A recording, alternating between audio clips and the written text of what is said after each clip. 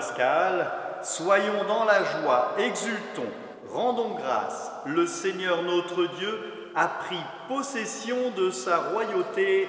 Alléluia.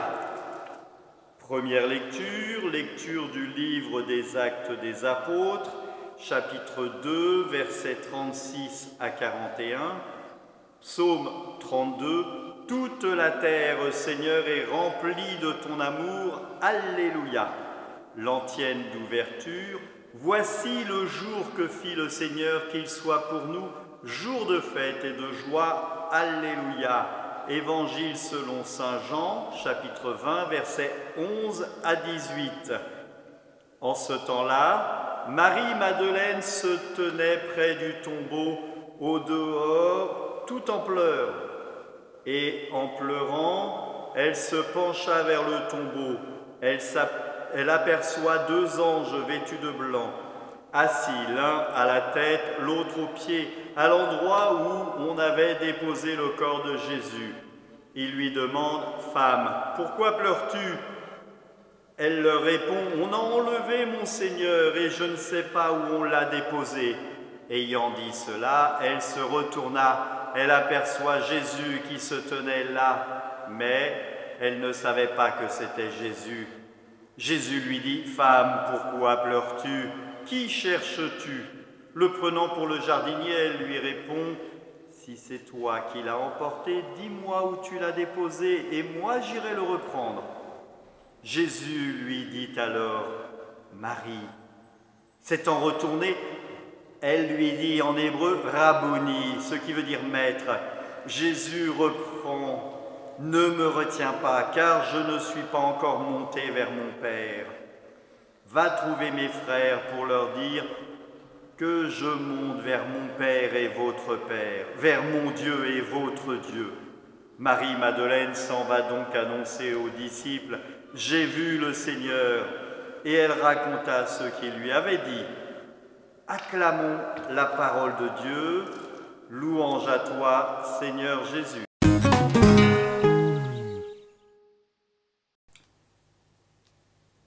Le texte de la première lecture est le grand discours de Pierre après la Pentecôte. Il vient de recevoir l'Esprit.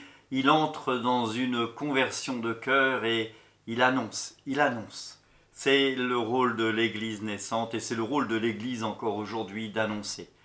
Après, il appartient à Dieu de transformer, comme on peut dire, l'essai, comme on dirait au rugby. Voilà, transformer l'essai. L'évangile est un évangile que je trouve plein de tendresse. Il y a Marie-Madeleine qui est perdue au tombeau. Elle est perdue, elle ne comprend pas ce qui se passe. Elle voit que plus rien n'est pareil, plus rien n'est dans l'ordre normal de la chose. Elle vient pour voir le Christ encore, et puis il n'est pas là. Elle est désarçonnée. Elle y voit deux anges, elle y voit un homme qu'elle prend pour le jardinier, et elle lui dit: « Mais dis-moi où il est, et puis moi j'irai le chercher. » Même si, voilà, porter un homme comme ça, une femme, ça ne se fait pas, c'est pas grave, moi j'irai. Par tendresse pour le Seigneur, elle est prête à tout. Et là, il y a ce son de voix qui l'appelle Marie, et elle qui reconnaît et qui lui dit Rabboni. C'est tout dans la tendresse.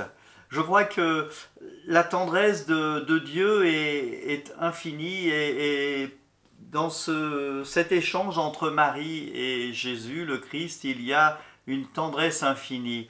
Un regard du Christ pour Marie, mais pour les femmes en général.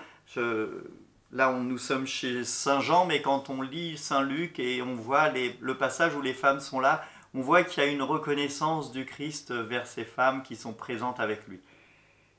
Il nous faut donc peut-être faire preuve de tendresse, de simplicité avec le Seigneur pour pouvoir rentrer en dialogue avec lui, pour pouvoir le croiser, pour pouvoir vivre avec lui.